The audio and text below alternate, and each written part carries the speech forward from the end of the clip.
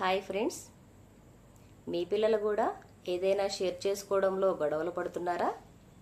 లేదంటే తల్లిదండ్రులుగా మీరే ఎందుకులే ఈ గొడవ, చెరొకటి కొనిస్తే సరిపోతుందిగా అని అనుకుంటున్నారా? లేదు ఫ్రెండ్స్, ఒకటి కొనిచ్చి ఇద్దరిని షేర్ చేసుకోమని చెప్పండి. ఎందుకంటే ఎమోషనల్ బాండింగ్ కూడా చాలా ఇంపార్టెంట్.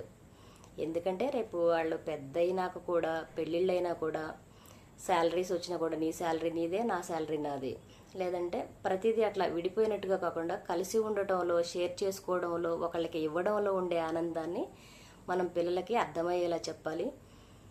సో అలాంటి ఒక కథ చెప్తాను నేను. సో తప్పకుండా మీ పిల్లలకి చెప్పండి. అనగనగా ఒక ఊరిలో అన్వి అనే ఒక పాప ఉండేది.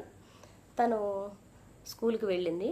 లంచ్ టైంలో లంచ్ బాక్స్ ఓపెన్ చేసి చూస్తే అమ్మ పెట్టిన పప్పన్నం, నెయ్యి, ఇంకా పక్కనే ఒక గులాబ్ జామున్ ఉంటుంది. తిందాం అనుకునే లోపల పక్కకు చూస్తే రాము చెట్టు కింద కూర్చొని ఉంటాడు. తను లంచ్ చేయట్లేదు. సరే అని చెప్పేసి అన్వి రాము దగ్గరికి వెళ్తుంది.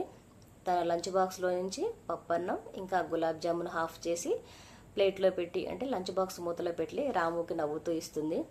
రాము వద్దందాం అనుకుంటాడు, కానీ అన్వి యొక్క స్మైలింగ్ ఫేస్ చూసి తీసుకుని తినేస్తాడు. ఇద్దరు హ్యాపీగా భోజనం చేస్తారు.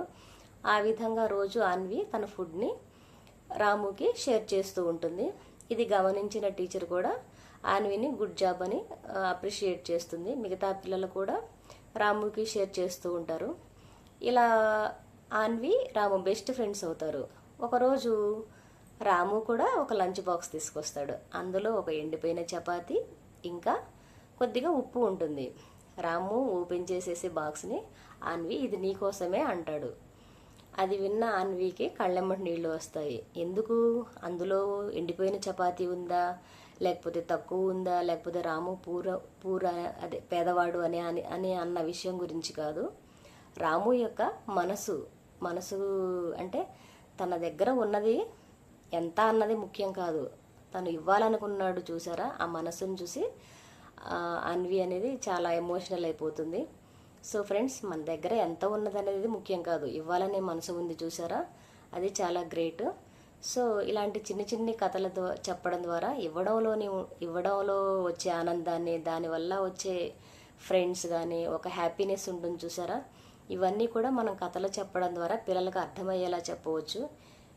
సో ఫ్రెండ్స్, ఈ వీడియో మీకు నచ్చినట్లయితే తప్పకుండా లైక్ చేయండి, కమెంట్ చేయండి, ఇంకా మీ ఫ్రెండ్స్కి షేర్ చేయండి.